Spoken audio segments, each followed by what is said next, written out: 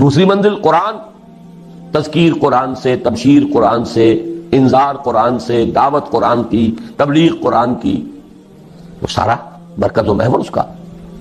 اوحی الی ھذا القرآن لانذرکم بہ ومن بلغ فلقد یسرناہ بلسانک لتبشر بہ المتقین وتنذر بہ قوما لدا. نفس کے خلاف جہاد کرنا ہے، ومن اللیل فتہجد بہ نافلۃ لک. دعوت کے لیے غلط نظریات کا انکار کرنا ہے قرآن کے ذریعے، ایمان کا اس بات کرنا ہے قرآن سے ہوگا. نور یہ ہے، اندھیاروں سے یہ نکالے گا. لِيُخْرِجَكُم مِّنَ الظُّلُمَاتِ إِلَى النُّورِ فَآمِنُوا بِاللَّهِ وَرَسُولِهِ وَالنُّورِ الَّذِي أَنزَلْنَا وَجَاهِدْهُمْ بِهِ جِهَادًا كَبِيرًا. مکی دور کی شمشیر قرآن اتر کر ہرا سے سوئے قوم آیا اور ایک نسخہ کیمیا سا. جہاد کی پہلی دو منزلوں کے لیے اصل آلہ و ہتھیار قرآن مجید ہے، یعنی جہاد بالقرآن. چنانچہ مجاہدہ مع النفس کا مؤثر ترین ذریعہ ہے قرآن کے ساتھ قیام اللیل یا تہجد، اور دعوت و تبلیغ کا پورا عمل بھی قرآن حکیم ہی کی اساس پر اور اسی کے ذریعے ہونا چاہیے. یتلو علیہم آیاتہ ویزکیہم ویعلمہم الکتاب والحکمہ. سارا اساسی منہاج قرآن کے گرد گھوم رہا ہے.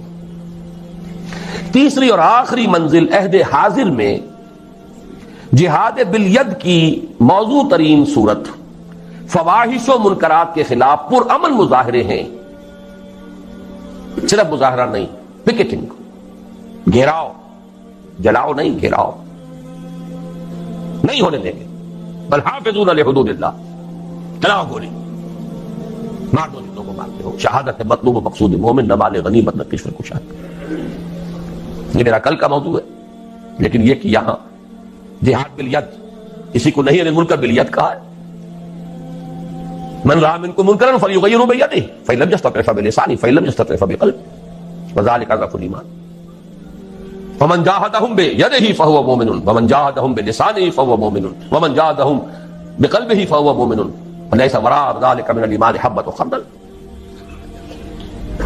لیکن نوٹ کیجئے، لیکن اس میں نوبت فقہائے کرام کی طے کردہ شرائط کے تحت قتال یعنی جہاد بالسیف تک بھی آ سکتی ہے.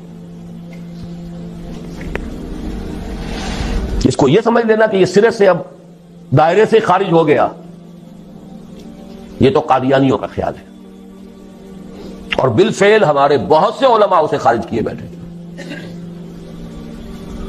بڑے بڑے مفکرین خارج کیے بیٹھے. بعض لوگوں کو یہ مغالطہ لاحق ہو گیا ہے فاسق و فاجر حکمرانوں کے خلاف خروج نہیں ہو سکتا. یقیناً بعض ایسی احادیث ہے، لیکن دوسری احادیث بھی موجود. جب ایک ہی حدیث سے آپ سارا مسئلہ نکالیں گے تو بڑی گمراہی میں آ جائیں گے.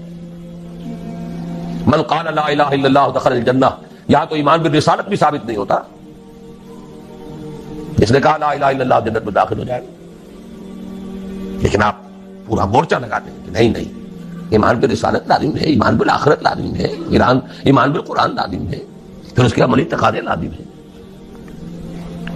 تو اس کو بھی اچھی طریقے سے سمجھ لیجئے. قتال اور فساق و فجار حکمرانوں کے خلاف طاقت کا استعمال، لیکن اس کی شرائط ہے. امام ابو حنیفہ جن کو میں سید الفقہاء سمجھتا ہوں، انہوں نے اس کے لیے واضح طور پر کہا کہ نہیں المنکر اگر زبان سے مؤثر نہیں ہو رہا تو فبالسیف، تلوار، لیکن اس کے لیے طاقت اتنی بہم پہنچ چکی ہو. یہ نہیں کہ 4 آدمی اکٹھے کیے 4 کو مروا دیا، پھر آگے چلے، پھر 10 کو اور اکٹھے کیے 10 کو مروا دیا. یہ نہیں، ہنگامہ کیا، جماعت بنائیے، قوت جمع کیجئے، تربیت دیجئے، منظم کیجئے، محتسب تعداد اتنی کہ جو بھی آپ کے اندازے ہیں اس کے اعتبار سے، ویسے کچھ ہے کہیں سے آ جائے بورڈ فرام دی بلو، وہ بات دوسری ہے، لیکن ہر اندازے میں آپ یہ تقریباً یہ یقین رکھیں کہ اب اتنی طاقت ہے کہ ہم بدل دیں گے اس نظام کو، کامیابی ہو جائے تب جا کر اس کا امکان، ورنہ نہیں. ٹیررزم جو ہے جو چل رہا ہے آج کل، ادھر حقیقت جہاد اور قتال کو بدنام کرنے والی چیز ہے، لیکن یہ کہ اس کو خارج کر دینا اس کی غلط ہے.